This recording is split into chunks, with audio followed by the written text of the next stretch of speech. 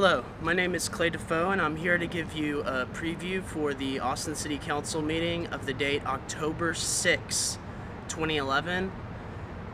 Before I start, I'd like to say I'm going to keep my comments and analysis on these items as succinct as possible to try to get in as much information as I can in a short time. First, as far as the free speech battle down at City Hall goes, that's been going on for a few meetings now. It's been very personally draining, and it's been a difficult experience and very trying, and I'm sorry if some of my emotions have obscured the message, but it's a very intense battle, and we continue to stand up for our First Amendment rights as citizens of Austin, Texas. So join me October 6th, sign up for 4 items or more, and let's tell City Council how we feel. This is our council. Let's participate. Let's make this a community experience.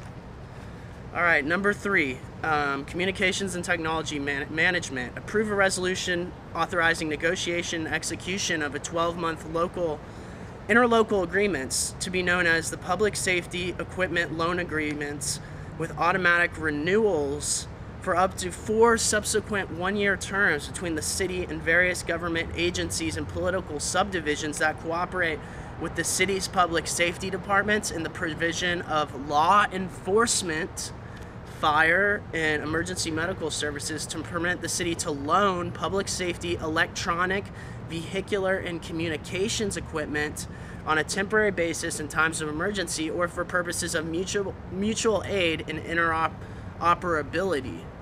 Ooh, that was a long one. Number 3.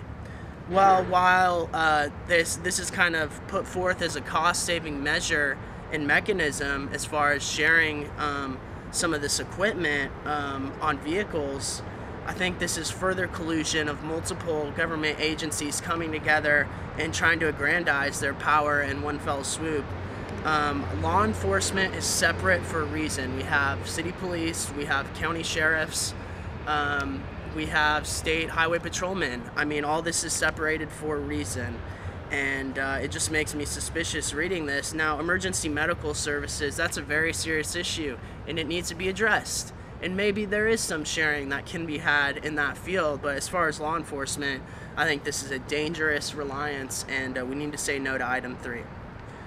Number 8, law department. Finally, one I am in support of. Please support this resolution. I think it's important to ensure council members aren't extending their terms arbitrarily with an inherent conflict of interest. It's to approve an ordinance authorizing a May 2012 general election date. Come with me. I'm going to speak in support of this resolution. I hope you will too on October 6th. Number 10, approve an ordinance authorizing the city manager to transfer certain real property to the Austin Housing Finance Corporation for the development of affordable residential housing. Number 10, under real estate, I encourage you to watch John Bush's speech on sustainability. This is a dubiously successful group, the Austin Housing Finance Corporation. It's tied with Fannie Mac, Freddie Mae, the federal government, the Housing of Urban Development, created under President Lyndon Baines Johnson. And I don't see much description. Certain real property. Well, which real property is what I'm asking. And I do not have time to look at the backup. There's too much going on, but I have my suspicions. This is just going to grow government, and it's going to hurt you and me. So let's say no to item 10. Item 14, authorize payment of the city's annual membership dues for the fiscal 2011-2012 year in the Lone Star Rail District in an amount not to exceed $49,500. Now, why does the city have to pay dues? You're the government. You're exempt from those types of things. I would like the city council, someone on there, to name one member of this group, this Lone Star Rail District. I bet they don't know. And why are we wasting $50,000? Please join me to say no on 14. Number 15, similar one, authorize payment of membership fees to the Austin-San Antonio Corridor Council, an amount not to exceed $50,000. I want the City Council to name one member of the Austin-San Antonio Corridor Council. I don't think they know. Why is the government paying fees The government's exempt from taxes, exempt from fees. So it doesn't make sense that they're paying this Austin-San Antonio Corridor Council $50,000 of our money. We need to stand up and say no to item 15. Item 25, authorize award execution of a 24 months requirement service contract with wastewater transport services for sludge and sewage pumping for a total estimated contract amount not to exceed $166,000. A little more than that actually, but you know, I'm not a big fan of sludge and sewage pumping. I know there's some sewage that has to be done, and you know, the city's doing it right now, so we gotta, you know, make sure that's all intact. But I have my suspicions of wastewater transport services. Let's investigate and ask more questions on number 25. 29.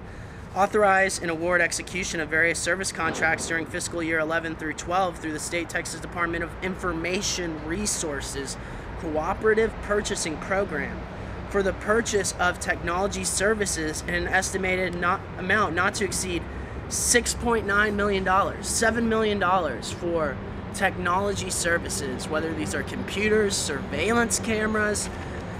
It's not spelled out in the item description, which I think is a real shame. We need to be asking these questions as residents of Austin and citizens of the great state of Texas. So let's say no to item 29. There's two left that I plan to oppose. 38, authorize award in the execution of a contract through the United States General Services Administration with international surveillance technology, Deerfield Beach, Florida, for the purchase of one surveillance van for the Austin Police Department in an amount not to exceed $187,000. One surveillance van. You know, I've seen some New York City Police Department surveillance vans in the Bronx, New York, which is where one of my brothers lives, and I visited him. And man, I have to tell you, these vans are sketchy. I don't know if they're peering into your home, if they're watching your movements on the sidewalk, in the street. What exactly is the purpose of having a surveillance van? We have plenty of cops, they have squad cars, those are fine. Is this extra x-ray technology or something like the body scanners we see at the airport? I don't know, but it's very suspicious. I honestly think this is the most dangerous item on this agenda. So let's say no to security surveillance van.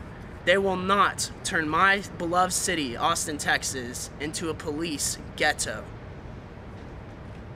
Number 58, conduct a public hearing and consider an ordinance amending the Tomorrow Comprehensive Plan by adopting the Downtown Austin Plan, directing the city manager to process code amendments recommended in the Downtown Austin Plan, and initiating rezonings of properties as recommended in the Downtown Austin Plan.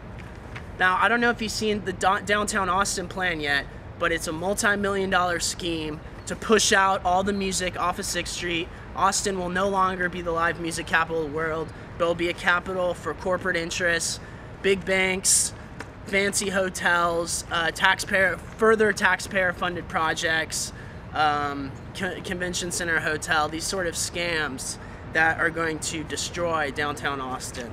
So I believe in history. I have a bachelor's degree in history from the University of Texas, and they're about to destroy some really historic places, so I'm against it. Please join me in opposing the Downtown Austin Plan.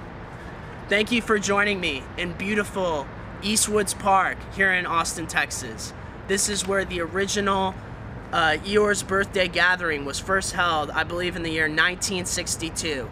It's a great place. I had to pay money in a parking meter, really inexplicable here in North Austin, old North Austin, but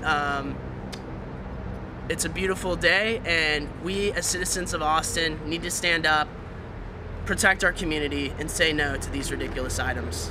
Thanks for listening.